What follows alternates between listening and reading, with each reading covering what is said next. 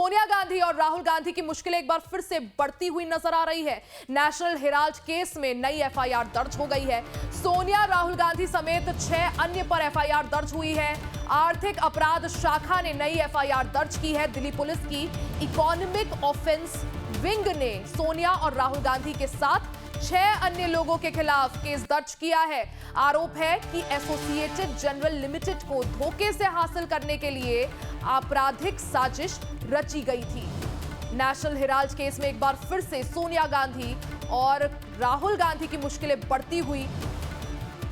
EOW की team ने नई एफआईआर दर्ज की है। इस एफआईआर में राहुल गांधी, सोनिया गांधी और अन्य लोगों के भी नाम शामिल हैं। और प्रशांत हमारे सहयोगी अपडेट के साथ जुड़ गए हैं। प्रशांत, नेशनल हेराल्ड केस में जहां अभी कुछ दिन पहले ईडी ने आरोप पत्र दाखिल किया, चार्जशीट दाखिल की, लेकिन कोर्ट ने जो है उस पर संज्ञान लेने से फिलहाल उस चीज को टाल दिया है। वहीं दूसरी तरफ एक बार फिर से मुश्किलें बढ़ते हुए ईओडब्ल्यू की टीम ने नई एफआईआर दर्ज कर दी है।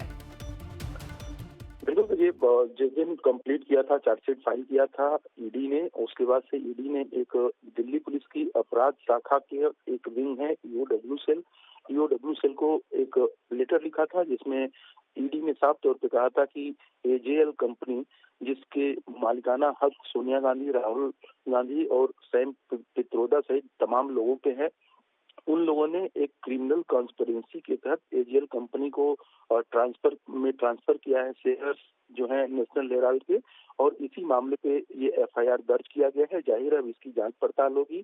आर्थिक अपराध शाखा का मानना है कि जो नेशनल हेराल्ड के शेयर्स हैं वो एजेएल में कॉन्स्पिरेसी के तहत ट्रांसफर किए गए, और उसी कॉन्स्पिरेसी की जो जांच है वो आर्थिक अपराध शाखा करेगी।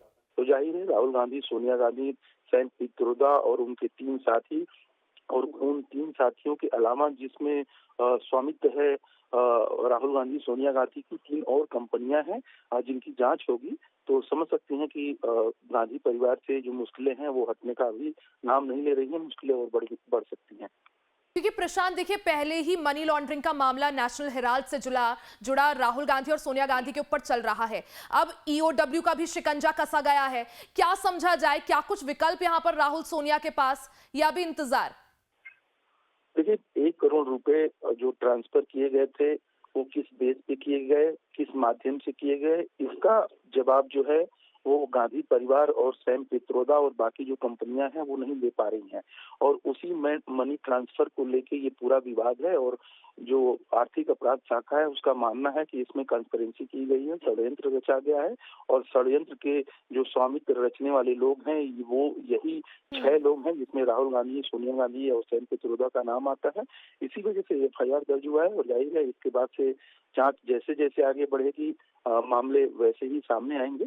तो देखना ये है कि अब इन नए मुश्किलों से गांधी परिवार और बाकी लोग जो है वो कैसे उभरते हैं। यानी नेशनल हेराल्ड केस में ईडी के बाद अब ईओडब्ल्यू ने भी गांधी परिवार पर शिकंजा कस दिया है। प्रशांत, बहुत बहुत शुक्रिया जानकारी के लिए।